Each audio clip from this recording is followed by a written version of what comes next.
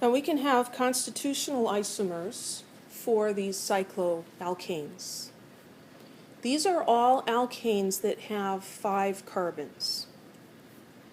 So here's cyclopropane, or we could make the ring smaller and let one of those carbons be a substituent. Here we made the ring even smaller, so there's 3 in the ring and 2 as substituents. And then those substituents could be in different places. They could be 2 methyl groups on different carbons. They could be 2 methyl groups on the same carbon, or they could be 1 ethyl group. So these are different variations of C5 cycloalkane, 5 carbons. So it's a constitutional isomer. Less than 4 carbons, and you can't do that. But cycloalkanes also have a different kind of, a different form of isomerism, and this is called stereoisomerism. A stereoisomer, or there's always more than one, stereoisomers have the same molecular and structural formulas, but they have different orientations in space. And there are several different forms of this that exist. We're going to talk right now about something called cis-trans isomerism. If you have a cycloalkane that has 2 substituents on it, you're going to end up with 2 stereoisomers. And this is because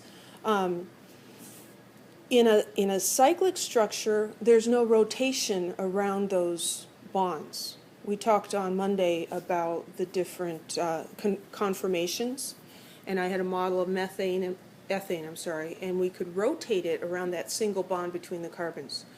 In a ring structure, we can't do that. We can't have that rotation.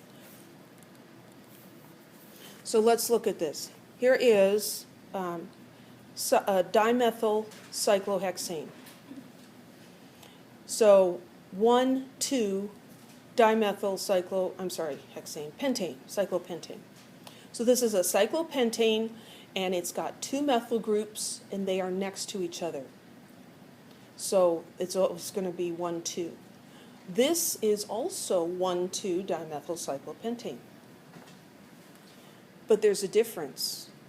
In this one, both of the methyl groups are on one side of the ring, and in this one is on one side and one is on the other side.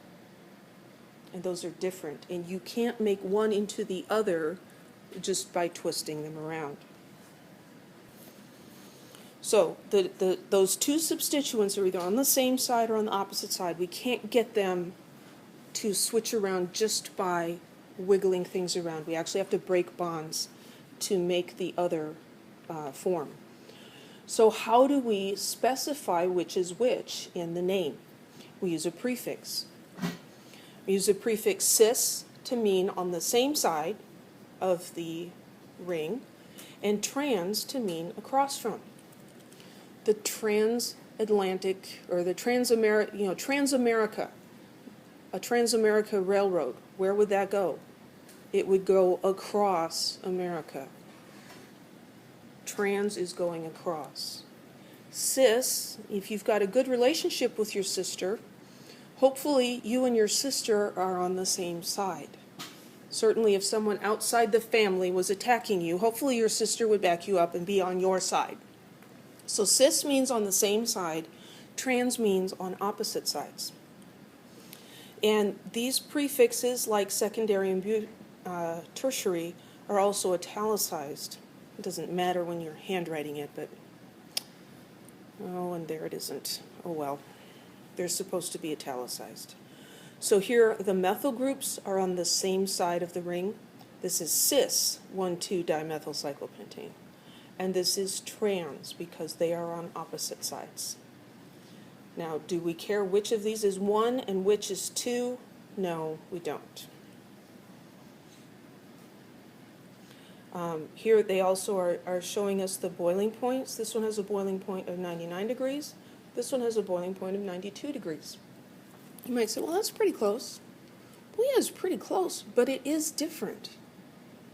Those two compounds have different chemical and physical properties. They are different compounds. Different compounds have to have a different name. Any questions? So practice exercise. Determine whether cis-trans isomerism is possible for each of the following cycloalkanes, and if so, draw the formulas. 1-ethyl, 1-methyl cyclopentane. So, how do we do this? Can we do this just looking at the name? Well, we probably could. Just starting out, it's probably easier to draw this. So cyclopentane is going to be a pentagon. So pentagon, ooh, that's not a pentagon. You're real stuck on hexagons. Pentagon. And it's 1-ethyl, 1-methyl. So pick one to be number 1. I'm going to put it over on the side just so it's easier to draw. So I'm calling this one over here 1. So it's got a methyl group on it, and it's got an ethyl group on it. You have to have 2 substituents on a cycloalkane for there to be this isomerization, or isomerism. Are there 2 substituents on this guy? There are. But they're on the same carbon atom. Could we possibly have both on the same side of the ring? No, we can't, because they're both attached to the same carbon. So when both of the substituents are bonded to the same carbon, they're automatically going to be on opposite sides. And there's no other way to place them. So there's only one variation. There's no isomer. So no isomers for this one.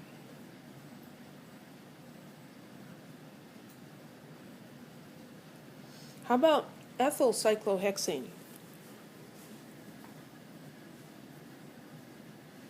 Does that have cis-trans isomers? How many substituents does it have? It only has 1. Ethyl. Cyclohexane. So that's going to be hexane with an ethyl group.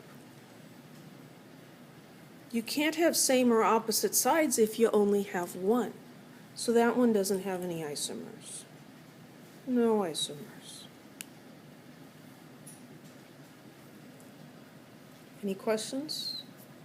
We have 2 more examples on the next slide.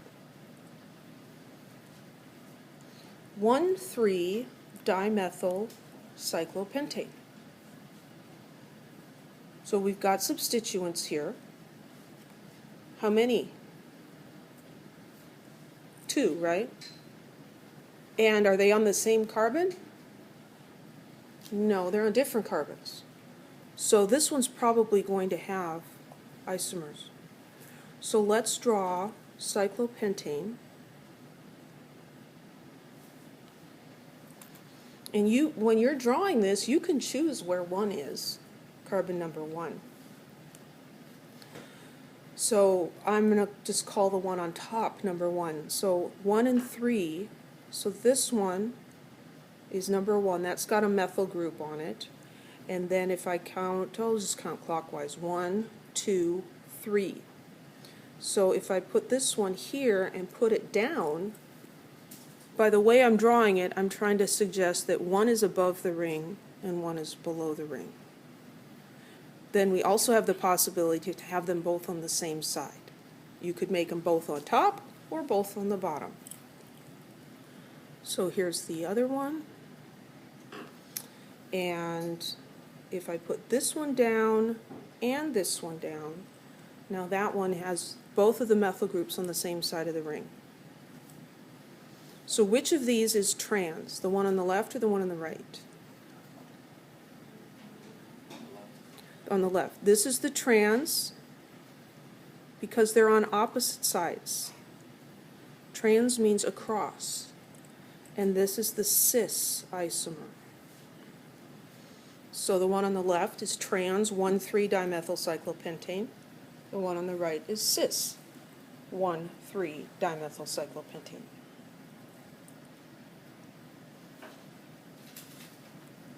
How about letter D?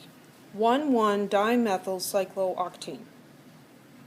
Does it have two substituents? Yeah. Dimethyl, it's got two substituents. What carbons are they on? They're both on carbon number 1. If both of the substituents are on the same carbon, you can't have any isomers. So this one has no isomers.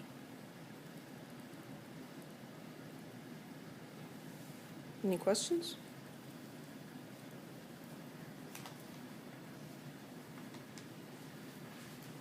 Maybe you see how as we just increase the number of carbons a little bit, we get all kinds of different compounds. Because these are still really quite small. So like you could know if it has the possibility to have an isomer, but you don't technically know if it's the trans or the cis? If it's not specified on the name, no, you don't. So let's go back to that real quick. So this one, looking at the name and understanding this cis-trans isomerism, you know that there are two isomers that are possible. Because it's not specified in the name, you know, for any given molecule, you can't tell which is which. And sometimes when these things are made, sometimes they're made in a way where you do get only one isomer, one or the other. And other times you get a mixture. And sometimes the mixture is equal, and sometimes the mixture is not equal. And we'll learn more about that later. Any other questions?